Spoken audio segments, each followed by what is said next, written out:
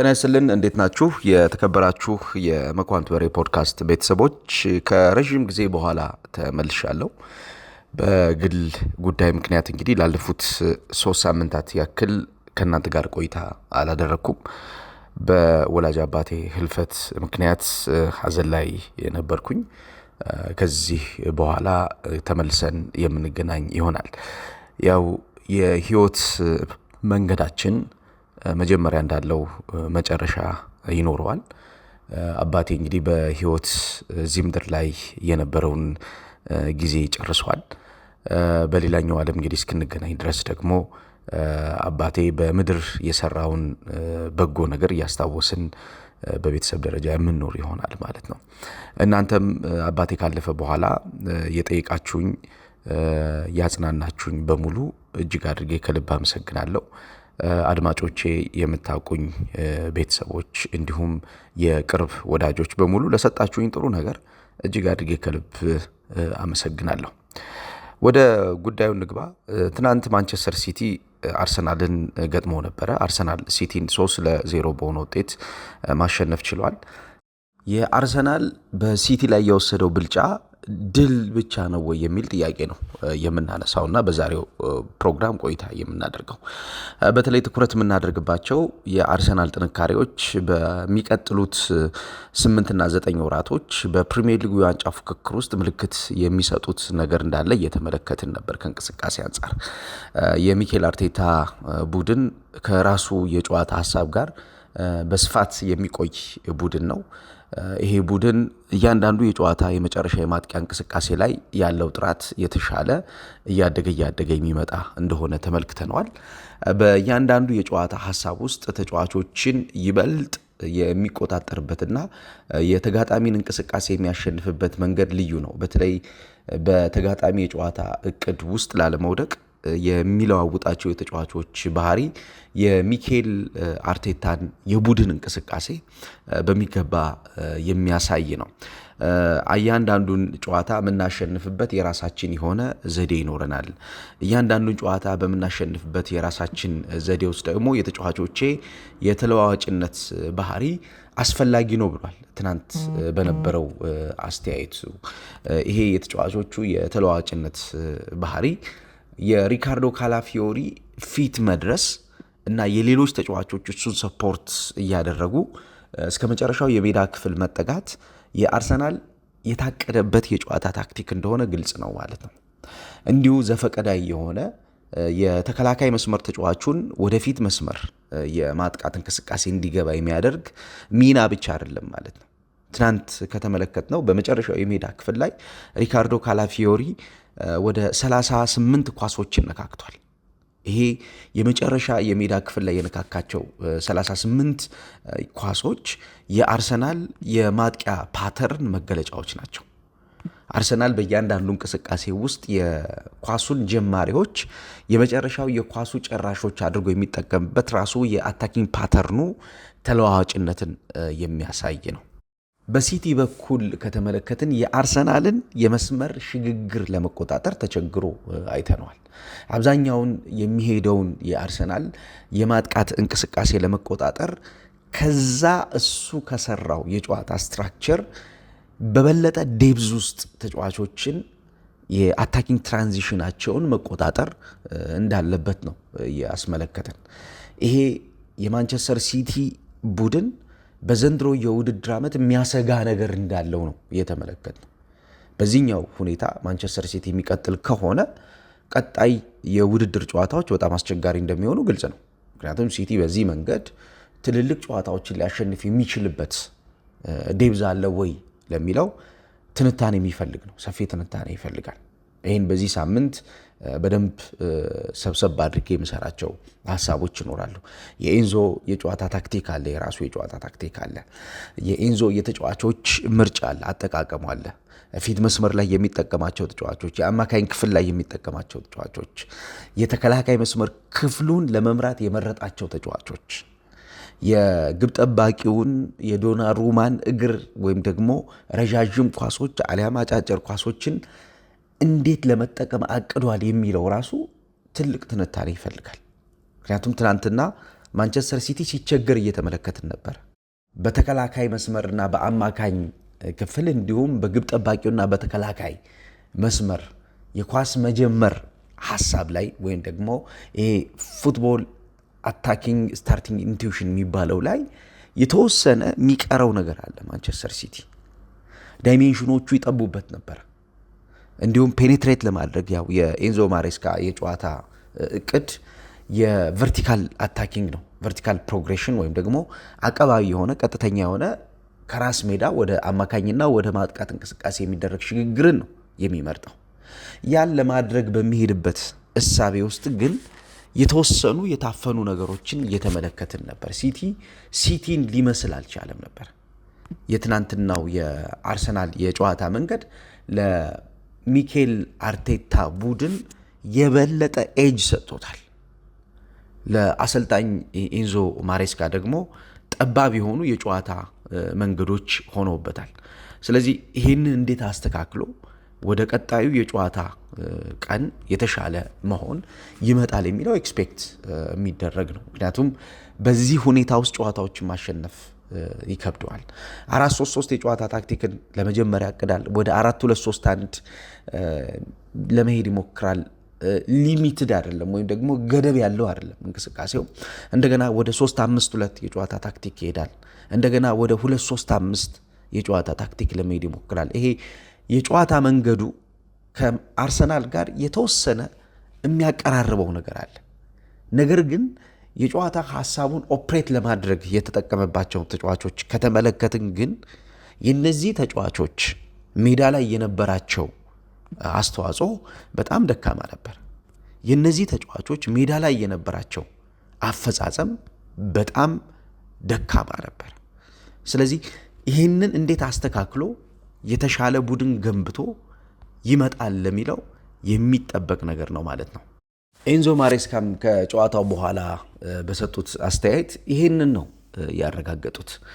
ሲዝኑን ባሉን ቀናቶች የተሻለ ሆነን ለመጀመር ምልክት መስጠት በሚኖርብን ጥራት እንዴት መገኘት አለብን ለሚለው የተማርንበት ጨዋታ ነው ብሏል። ምልክት መስጠት ነው ያሉት። እንግዲህ ምልክት አላገኙም ማለት ነው። በፍጻሜው የትናንትናው የኮሚኒቲ ሽሉ ጨዋታ ላይ ምልክት አላገኘም። ያ ጠንካራ ጨዋታ ነው። ራስህን ዲሞንስትሬት ማድረግ የምትችልበት ጨዋታ ነው። ከተጋጣሚ የጨዋታ እቅድ አንጻር ጨዋታን እንዴት ማሸነፍና መብለጥ እንዴት መቆጣጠር ያስፈልጋል ለሚለው ምልክት የምትሰጥበት ጨዋታ። ያንን ምልክት ግን አላገኙትም። ስለዚህ ምልክት የሚሰጥ ቡድን ይዤ ለመምጣት የተማርንበት ጨዋታ ነው የሚል አስተያየት ነው የሰጡት። ለምሳሌ ትናንት በነበረው የጨዋታ እቅድ ውስጥ አሁን የአርቴታን አንዱን ፖዚቲቭ የቡድኑን ፖዚቲቭ አደረጃጀት ብንመለከት አርሰናል በዘንድሮ የውድድር ዓመትም የተሻለ ጠንካራ ቡድን ሆኖ ሲዝኑን ሊቀጥል የሚችልበት ምልክት ሰጥቷል የምንለው የስኳድ ደብዙ ነው። የአርሰናልን የትናንትናውን የስኳድ ደብዝ ከተመለከትን የተጠቀማቸውንና ያልተጠቀማቸውን ተጫዋቾችን ብናይ ሰፊ የሆነ ልዩነት እንዳለ በደንብ እንመለከታለን።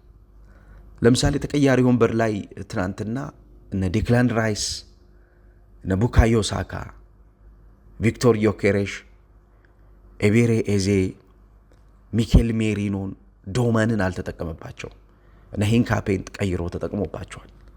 በቋሚነት ትናንትና በጣም ልዩ የነበረውን ሉዊስ ኬሊ እስከ 75ኛው ደቂቃ ድረስ የመጀመሪያውን የሪካርዶ ካላፊዮሪን ጎል ያቀበለበት ሰንጣቂ ኳስም ይሄ ዲፕ የእግር ኳስ የእንቅስቃሴ እውቀት ያለው የ10 ቁጥር ተጫዋች ነበር የሚመስሉ። ያን ኳስ ሁለቱ መስመሮች ቆርጦ ያገናኘበት መንገድ በጣም የሚደነቅ ነው። ትናንት ሲጫወት የነበረው ግን ወርዶ የተከላካይና የአማካኝ ክፍሉን ስቴቢሊቲ ነበር በማምጣት ሲጫወት የነበረው። እንዳውም ሪከቨሪ ሲቹዌሽኑ ትናንትና የጨዋታው ኮከቡ እሱ ነበር ማለት ይቻላል። በጨዋታው ከተሰጣቸው ነጥቦች ውስጥ ከፍተኛ ነጥብ የተሰጣቸው 4 ተጫዋቾች አሉ በአርሰናል። የመጀመሪያው ሉዊስ ኬሊ ነው። ተመሳሳይ ከፍተኛ ነጥብ በቲሙ የተሰጣቸው 2 ተጫዋቾች ናቸው። ማለትም ማርቲን ኦዴጋርድ እና ሉዊስ ኬሊ ናቸው። 7.7 ነው ያገኙት በጨዋታው።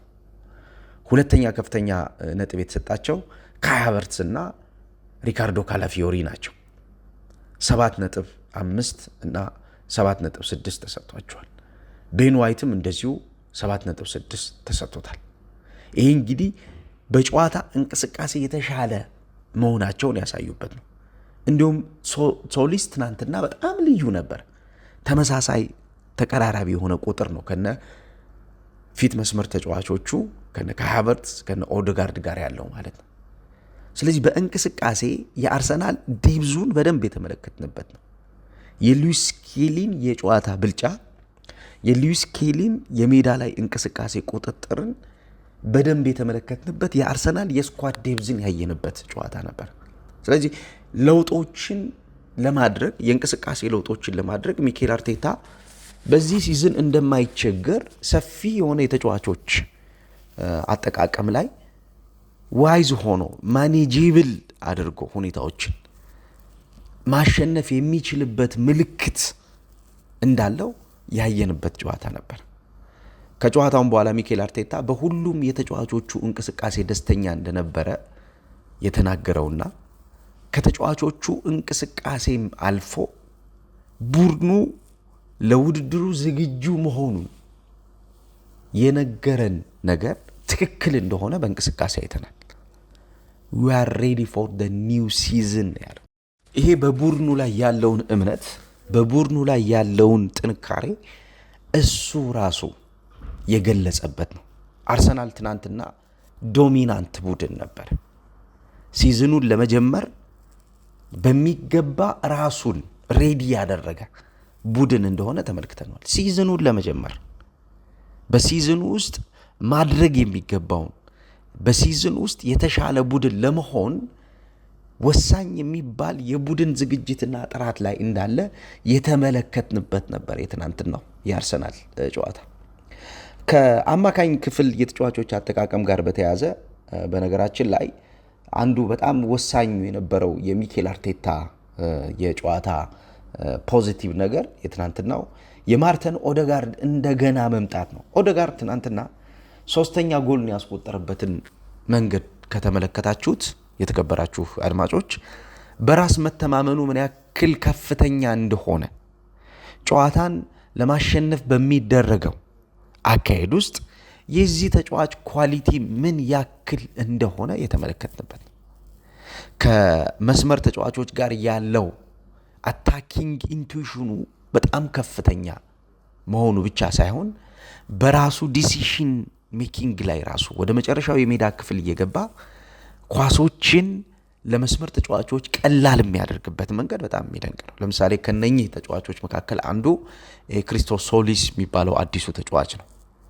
የዚህ ተጫዋች ሙቭመንት የአርሰናል የአታኪንግ ፓተርን መገለጫ እንደሆነ እየተመለከትን ነው። ከፕሪሲዝን ጀምሮ ካደረጋቸው ጨዋታዎች እየተመለከትኩት ነበርና አንድ ፕሮግራም ስለዚህ ተጫዋች የማጥቃት እንቅስቃሴ የሚያጠቃበትን ሁኔታ ዘርዘር አድርጌ እሰራላችኋለሁ። እንዴት እንደሚያጠቃ፣ እንዴት ኳስ እንደሚቀበል፣ እንዴት ከቡድን ጓደኞቹ ጋር ፓርቲሲፔት አድርጎ እንቅስቃሴን እንደሚያሸንፍ ይህንን በደንብ እሰራላችኋለሁ ከተወሰኑ ቀናቶች በኋላ። ምክንያቱም የተጫዋቹ የሜዳ ላይ አፈጻጸም በራሱ የሚወጣው ነገር ስላለው ነው።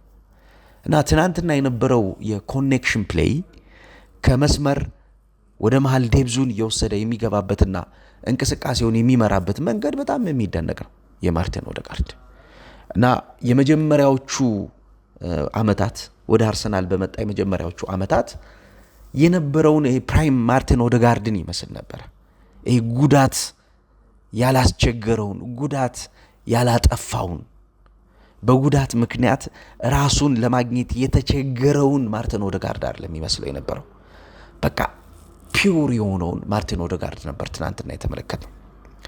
በርከት ያሉ የሶሻል ሚዲያ ጽሁፎችንም እየተመለከትኩ በተለይ በስካይ ስፖርት በሚተላለፍበት ሰዓት የሚጽፉትን እየተመለከትኩ the new born ማርቲን ኦዴጋርድ ይላል አብዛኞቹ የሚጽፉት ጽሁፍ።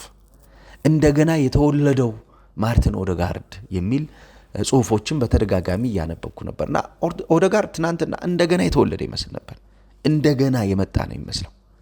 እንደገና በእንቅስቃሴ ጨዋታዎችን ለመቆጣጠር፣ እንደገና በእንቅስቃሴ ጨዋታዎችን ለማሸነፍ የሱን ወሳኝ የሆነ የጨዋታ ፐርፎርማንስ አርሰናል በሚገባ እንደሚፈልግ እያሳየን ነበር እና አርሰናል ትናንት ያገኘው ነገር ያ ነው።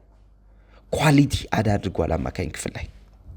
ያን ኳሊቲ አድ ማድረጉ በመስመር በሚደረጉ የጨዋታ ሽግግሮች ላይ መስመር የማጥቃት ሽግግሮቹን ይበልጥ አሳድገው የተሻለ የቡድን ጥራት ቡድኑ እንዲያገኝ እድል ሰጥተውታል። ይሄ ፖዘቲቭ የሚባለው ነገሩ ነው።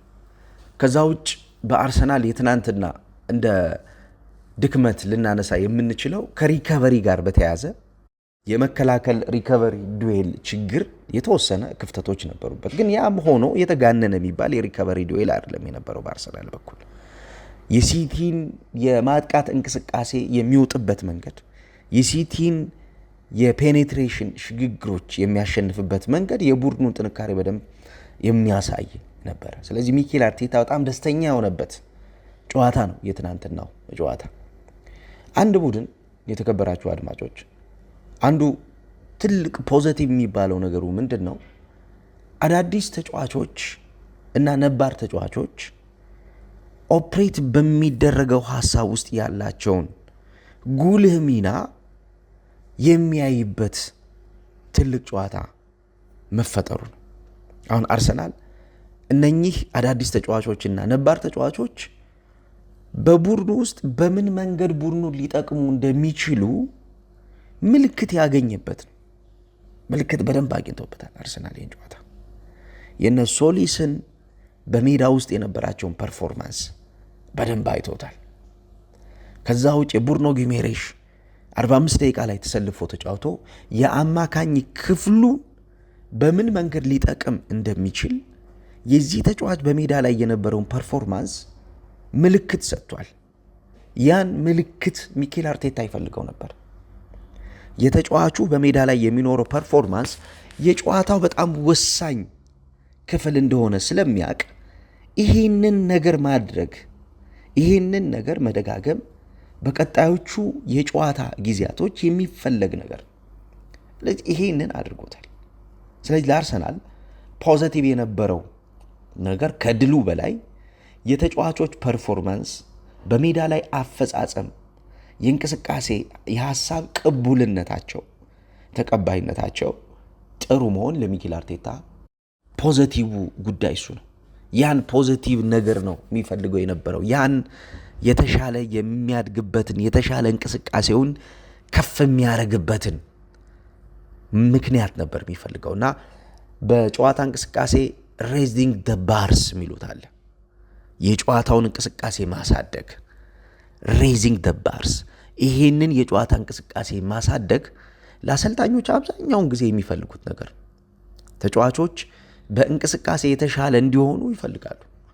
ቡድኖቻቸው በተሻለ የሚያድጉበትን፣ ቡድኖቻቸው የተሻለ ምልክት የሚሰጡበትን ይፈልጋሉ። ስለዚህ ቡድኖቻቸው የተሻለ ምልክት የሚሰጡበትን ነገር ለማግኘት እንደዚህ አይነት ነገሮችን መደጋገም ነው የሚፈልጉት። ስለዚህ በፖዘቲቭ ወይ የሚተረጎም በፖዘቲቭ መንገድ የሚተነተን ነው ይሄ የትናንትናው ጨዋታ። በእንቅስቃሴ ያለውን ነገር አሳድጎ በእንቅስቃሴ ያለውን ነገር ጠብቆ ለቀጣይ የሲዝኑ የመክፈቻ ኦፕነሮች ወሳኝ የሚባለውን የቡድን ግንባታውን መፍጠር ነው የሚፈልገው። ይሄንን ነው አሁን በአርቴታ ቡድን እንደ ፖዚቲቭ ጉዳይ የምናነሳው ትልቁ አይዲያ ይሄ ነው። ምስሉ ይሄ ነው። ሲዝኑን እንዴት እንጀምራለን፣ ሲዝኑን እንዴት ማሸነፍ የምንችልባቸው መንገዶችን እንደጋግማለን ነው። በሲቲ ጨዋታ ያሳየውን ነገር መደጋገም። አሁን በሲቲው ጨዋታ ላይ የሚደጋግምበት ምልክት አለው። የመስመር ማጥቃቱ በጣም ጥሩ ነው። የሴንትራል ፕሮግሬሽኑ የአማካኝ ክፍል ወደፊት የሚሄደው ሽግግሩ በጣም ጥሩ ነው። በመከላከል አደረጃጀት ላይ የነበረው የቡድኑ የዊሊያም ሳሊባ አለመኖር የሚሸፈንበት የተወሰነ ጋፕ እንደሚኖር ግልጽ ነው። ነገር ግን ያን ባለው እንቅስቃሴ በተለይም ደግሞ የአማካኝ ክፍል ተጫዋቾችን ወደኋላ ድሮፕ እንዲያደርጉ በማድረግ ያን ቦታ ለመሸፈን ጥረት ሲያደርግ ተመልክተናል። ትናንትና ቡርኖ ጊሜሬሽ በነበረበት ደቂቃ ያደርግ የነበረው ምንድነው? ወደ ማስኩዌራ ወደኋላ እየወረደ የማስኩዌራን ክፍተት ለመሸፈን ይሞክራል። ማስኩዌራ ያለበትን ጫና ይሸከምለት ነበር። ስለ ጫና ተሸካሚ ተጫዋች ይፈልጋል። ያን ጫና ተሸካሚ ተጫዋች በጊዜ ያገኘ ይመስላል። ፖዚቲቭ የነበረውን አርሰናል ትናንት ተመልክተን ድል አድርጓል። እንዴት አገኛችሁት እናንተ ጨዋታውን? የሲቲ ድክመት በግልጽ የታየበት ጨዋታ እንደነበረ ይታወቃል። የአርሰናልን ጥንካሬ እንዴት አያችሁት? እስኪ ሐሳብ ስጡበት። ጥሩ ቀን ይውላችሁ።